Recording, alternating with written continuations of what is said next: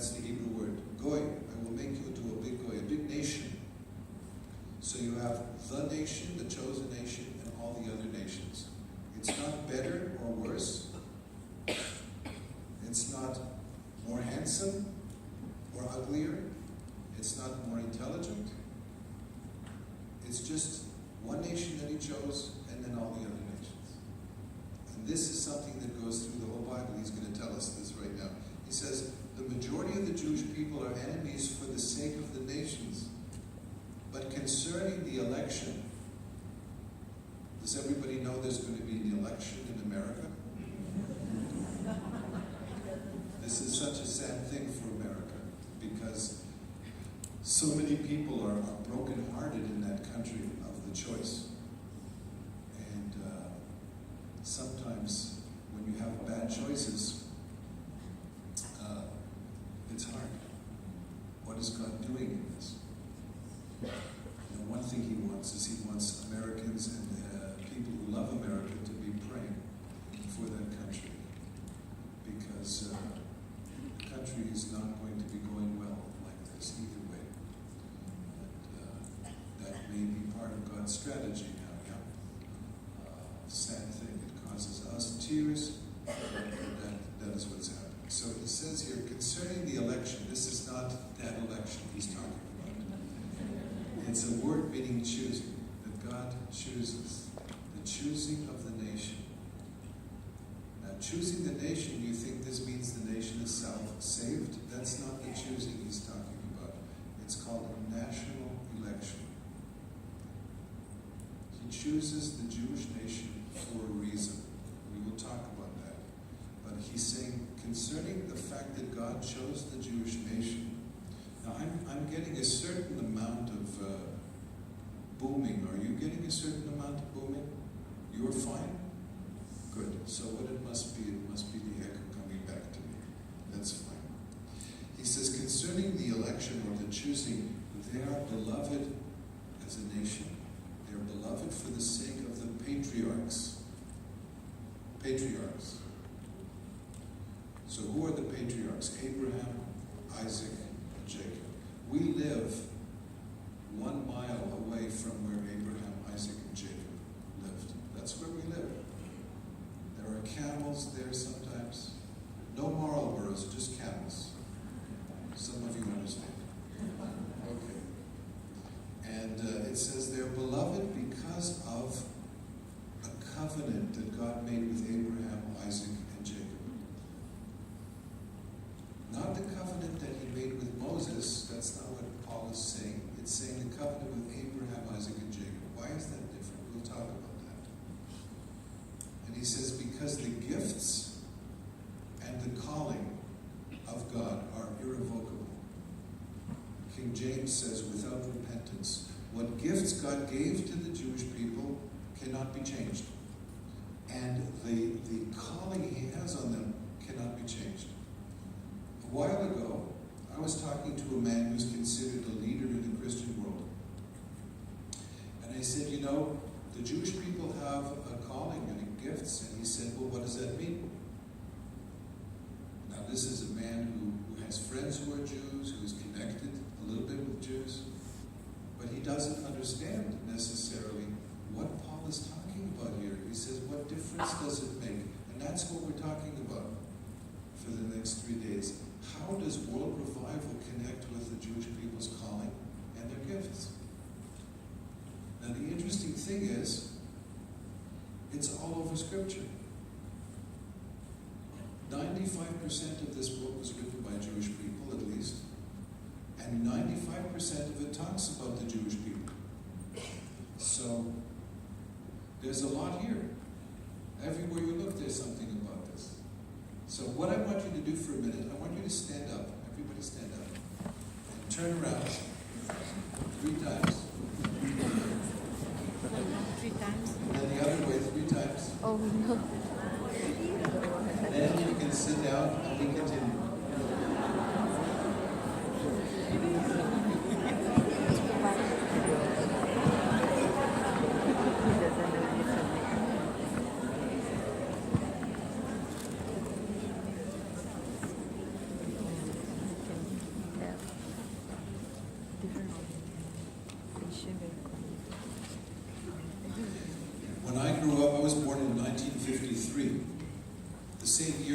Joseph Stalin died. So, for those who were sad about Joseph Stalin dying, I was born. That was a good one. But I was born when there was a doctor very, very famous in the world. His name was Dr. Spock. Not Mr. Spock. Some of you don't know Dr. Spock, but you know Mr. Spock. Mr. Spock was a Jewish man who lived out in the universe in a galaxy very far away.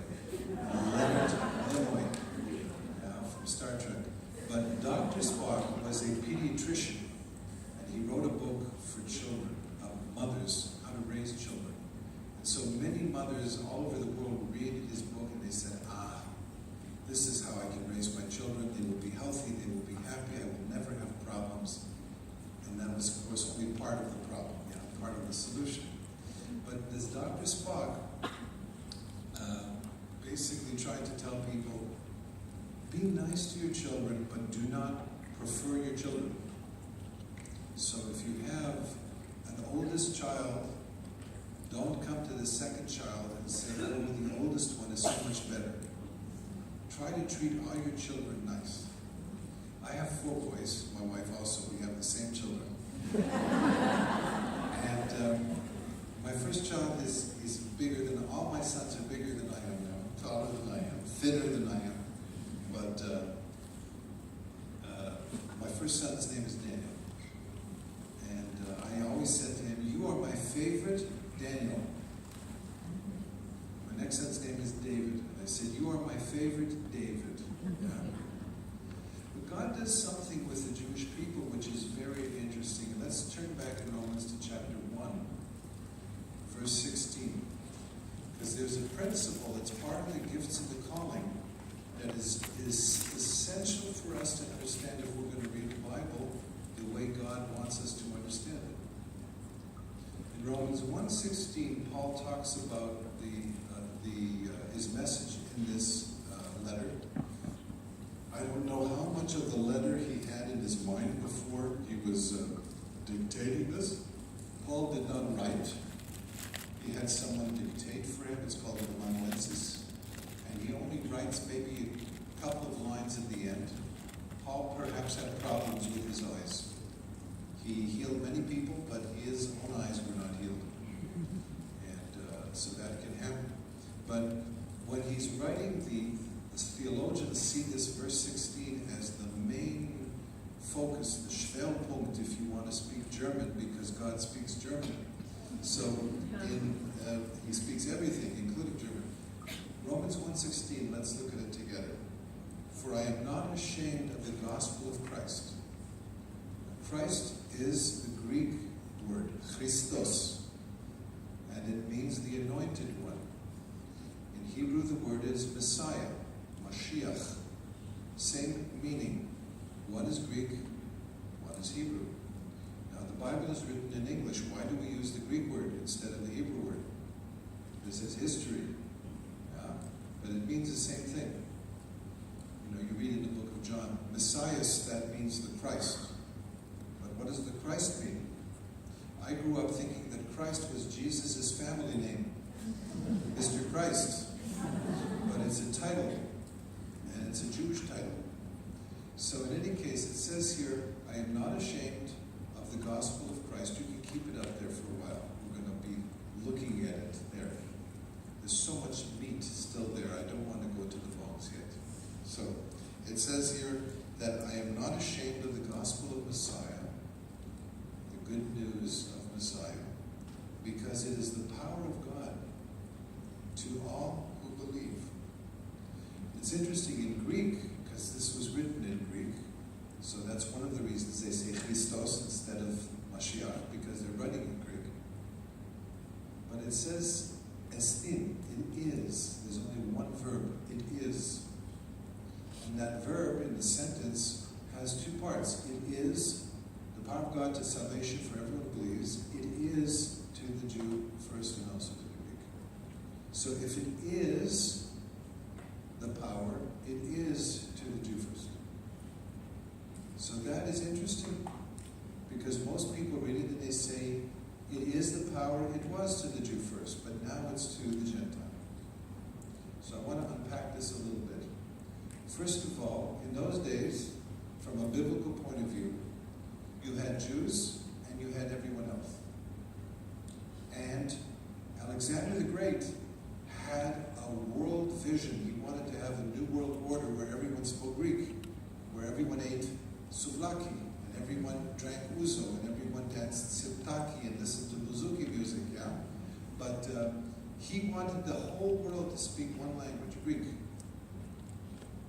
If you've seen the movie My Big Fat Greek Wedding, you can still feel Alexander there in that movie.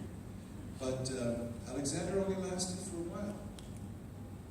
But in the meantime, everyone spoke Greek. If you were cultured, if you went to Oxford in those days, you spoke Greek. And the same thing was true in Yeshua's day. Everyone who was not Jewish was part of the Greek-speaking Hellenistic world. But then the Romans came in, and they began to use Greek culture, Greek architecture, Greek art, Greek philosophy. But they translated it into Italian. When you look at movies from Bible days, right, and it's in English, what is the accent that the people have in Bible days? What do the Romans sound like? They sound like they're from Oxford, yes? Oh, the empire. But what if you said, oh, the imperial, it's a pizza, it's a problem. See, they sounded more like the Italian, because they were Italians. But that took time until that became the language. But when Greek was the language, everyone spoke Greek. So when it says the gospel is the power of salvation, everyone who believes, to the Jewish first, and then to the rest of the world. Otherwise, the gospel is not for you, because how many people are Greek here? Anybody? Anybody? No Greeks? That's it. Forget it. Just Jews. So he means the whole world. But that's one interesting thing. The word here in Greek for first is a very good word. Did anyone study chemistry when they were in school and in primary school? Or yeah? Do you remember the word neutron? Do you remember the word electron? Do you remember the word proton? Proton is the Greek word here. And the word proton means chiefly, especially, or with priority. Those are your choices. Priority, chiefly, or especially. So Paul is saying this here, the gospel is especially for the Jew. Why is it especially for the Jew? Do you remember paintings? Have you seen medieval paintings of Jesus on the cross? And there's a sign above the cross. Do you remember this sign? And there are 4 letters in Latin. I-N-R-I. Jesus of Nazareth, King Rex of the Jews. King of the Jews. Queen Elizabeth is Queen of the English. So far. British. So far. We see what's going to happen with Brexit if Scotland still stays, but nevertheless, she is Queen of the English. Not the English-speaking world. America is revolting still against the Queen of England. But her people, she is their queen. The Bible says that Jesus is the King of the Jews. Not was the King of the Jews, is the King of the Jews. So does the king have anything to do with the Jews? No Jews, no king. So he is the power of God to the Jew, especially because he is the King of the Jews. The word Messiah is a Jewish word. What does it mean? Messiah means anointed with oil so that you will be functioning in a certain function. In this case, from David, from the dynasty of David. Like England has the House of Windsor, we have the House of David. So Jesus is anointed to be the ruling king over the House of David, the greatest king that David has ever had. So he is Christ. This means he is the King of the Jews. He He is to the Jew chiefly. But in Psalm 89 and many other passages, God says, my kingdom is a Jewish kingdom, and its capital city is not Singapore but Jerusalem, but it's going to go all over the world, including Singapore. Because my idea is to bring everybody into the kingdom. Everybody. I start with the Jews, but I don't end with them. But I am a faithful God. And so when I make covenants with the Jews, I always remember them and I never break them. It's irrevocable. We're going to talk about what that means even more in just a minute. So chiefly, with priority, especially. Now you say, well, didn't that happen one time, but now the gospel is for everybody? The gospel is for everybody. And the apostles had problems understanding that, you know. Some people say, I would like to be back in the apostolic age. The apostles didn't always understand what Jesus told them. So to be an apostle doesn't mean that you are 100%. Only Jesus is 100%. The apostles argued with each other. They fought with each other sometimes. And they got hungry and they went up on rooftops and had visions. It was an interesting life. But the gospel has a priority. Let's go to Romans 2. Maybe it was just in the past. Let's go to Romans 2. In Romans 2, verse 5 through 11, he talks about the day which is coming. We were singing about that day, when God comes back and he judges the world, where you have the court of the world, and God will reward everyone or judge everyone according to their good deeds, whether they're good or evil. So it says in 5, he's talking about the day of wrath and revelation of the righteous judgment of God, who will render to each, verse 6, according to his deeds. He will give eternal life to those who by patient continuance in doing good seek for glory, for honor, and for immortality. But to those who are self-seeking and do not obey the truth, but obey unrighteousness, he will give indignation and wrath, tribulation and anguish on every soul of man who does evil, to the Jew, proton, and also to the Greek. So in the day of judgment, God still has this priority. It's going to be chiefly or priority to the Jew, and then to everyone else. And it continues, but glory, honor, and peace to everyone who works what is good, to the Jew, proton, and also to the Greek, for there is no partiality with God. Now this puzzles us. We go back to Dr. Spock, and we say, but you're preferring the Jews. But wait, he says, do I just give good things with priority to the Jews? What about bad things? I give bad things. Is that partiality? No, because it's fair. When a Jew sins, he gets judged twice as much. How many would like to be Jewish? So let's go back and try to understand this as a principle for a minute. Let's go to Genesis 49.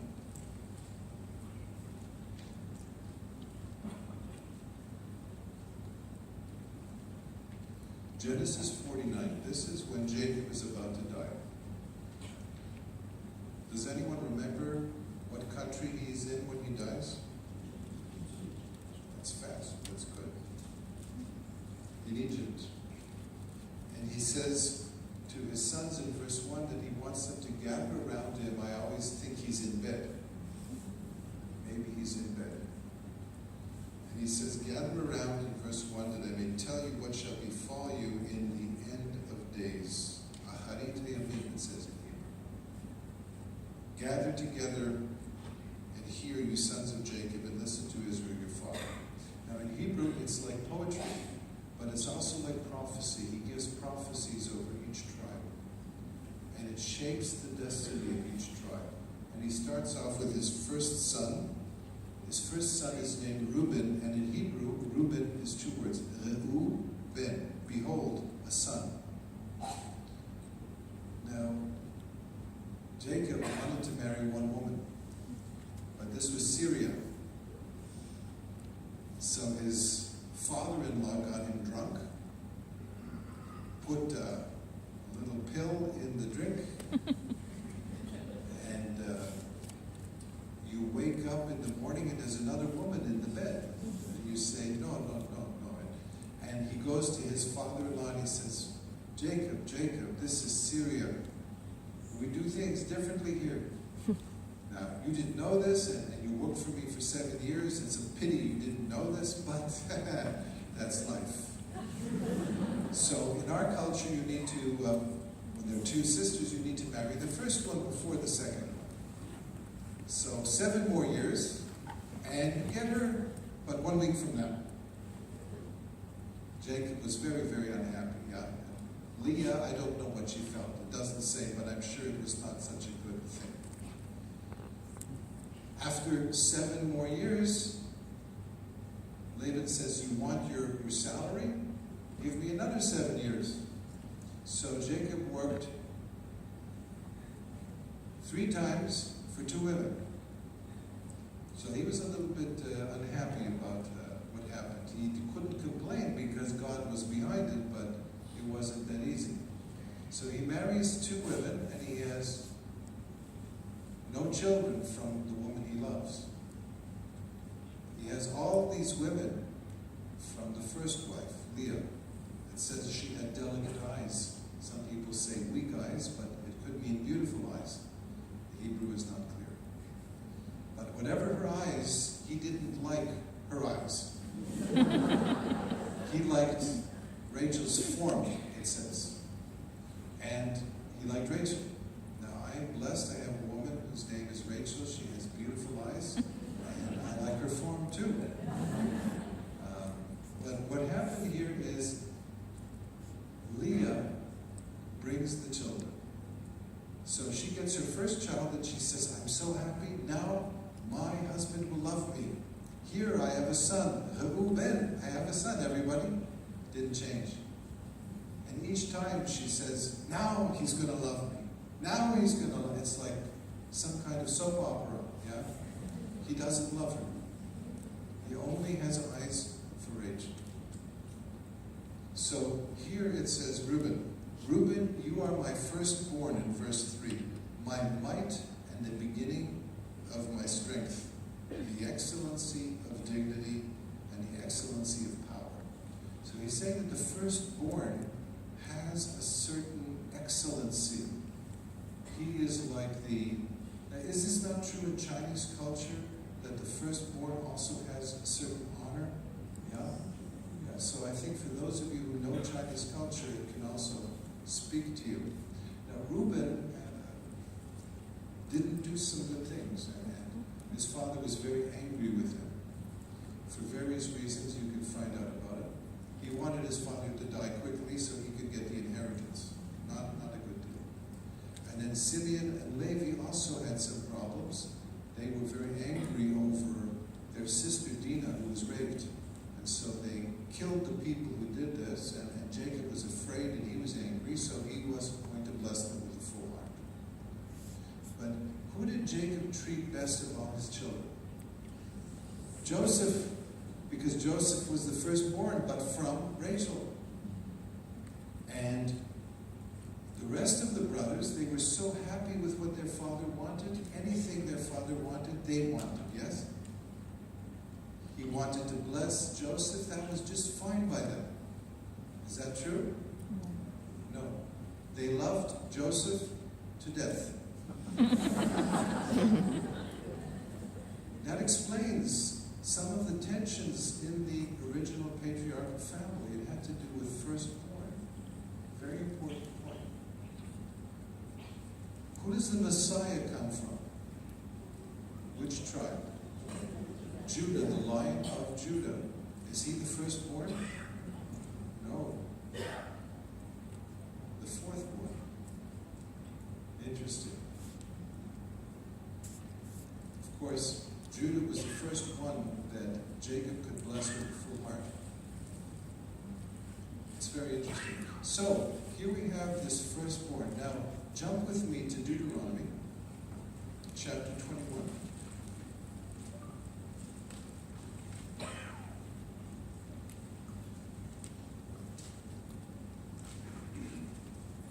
Deuteronomy 21. There's something in the legal code called the statute of limitations.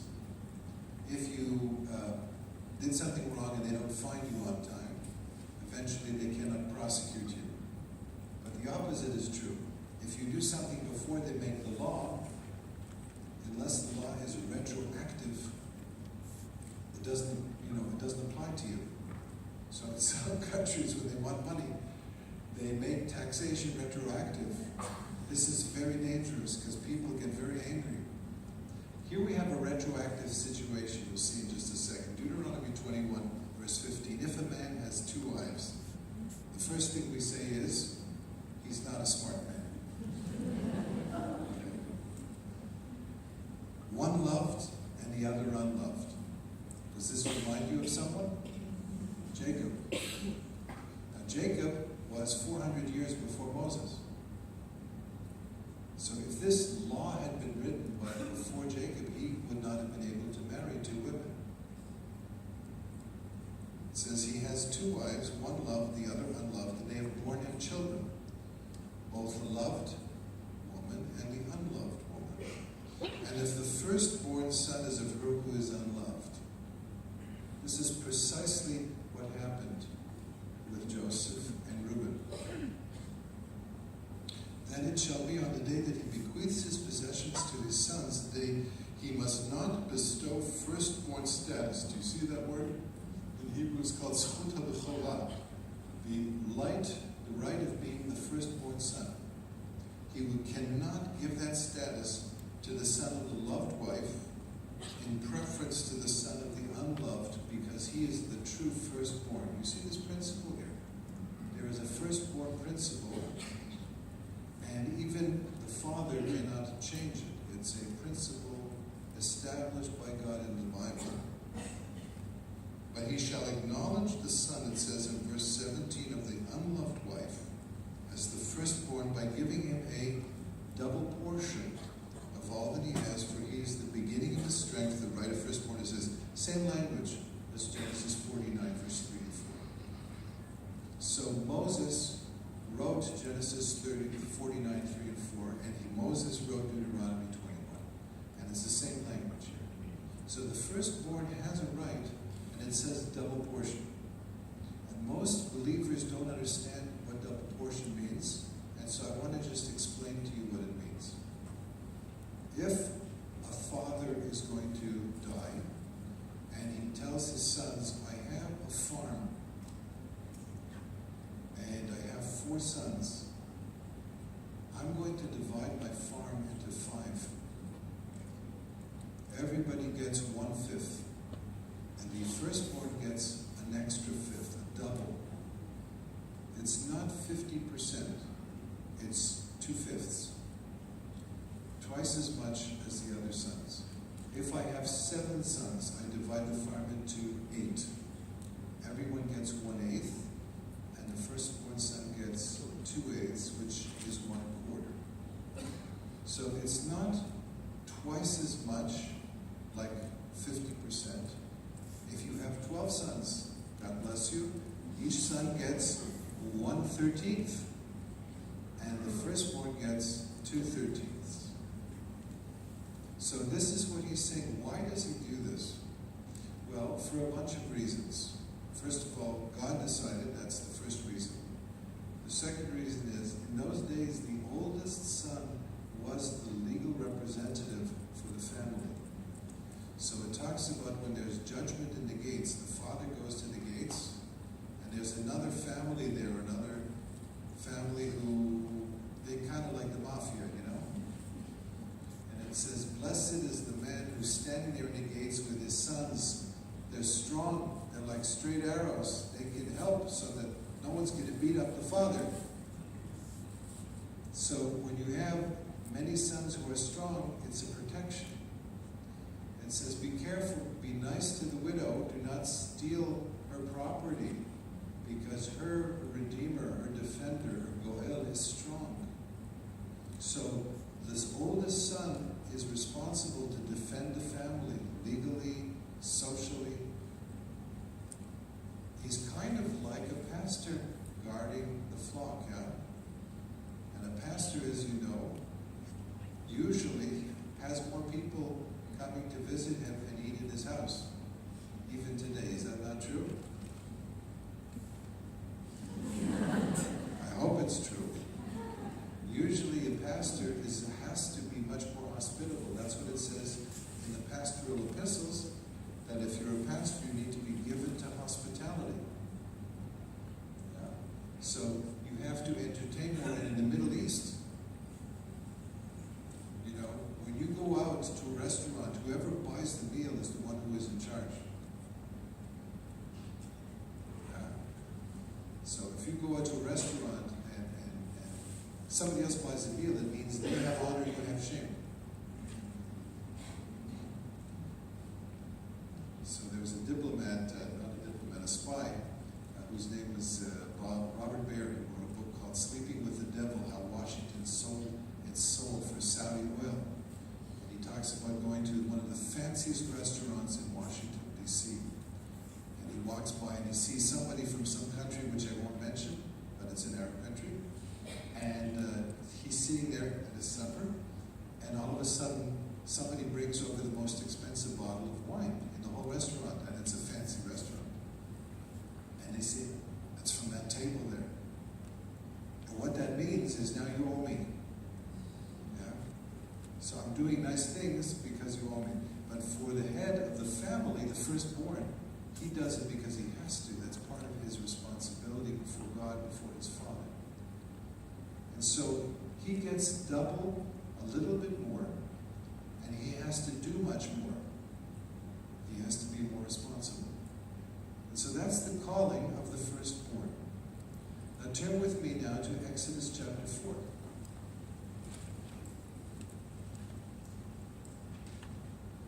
Is this interesting? It's interesting to me too.